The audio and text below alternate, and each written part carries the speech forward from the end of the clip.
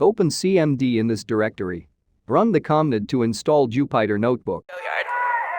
Stay with me, little bitch, yeah, you know that I'm your man. You be capping like a snitch, no thoughts, one step, 2 hoes, 10 toes, new guac, new bands, new whip, new chips, new kicks. Hello, welcome to Code Poker. In this video we gonna install Jupyter Notebook in Windows 10 in 2022. Open C drive folder and go to the users folder.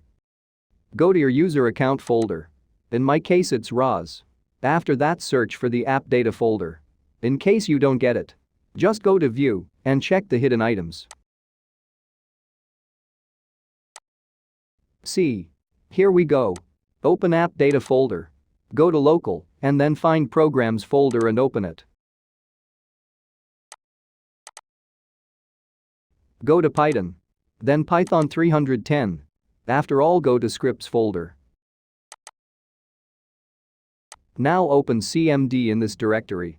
Run the Jupyter installation command in the CMD and press enter. It will take a couple of minutes. So, don't worry. Make sure you are connected with the internet.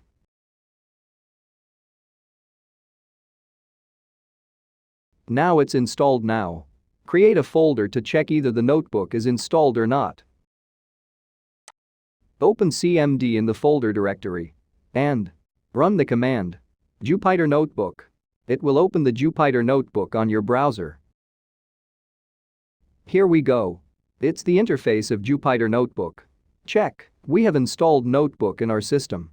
Now let me know if you want to learn about the complete interface of Jupyter. Comment your thoughts in the comments section and I'll make a video on it. Thanks for watching. Make sure you've subscribed the channel and press the bell icon. Don't forget to like and share the videos with your friends. See you in the next video.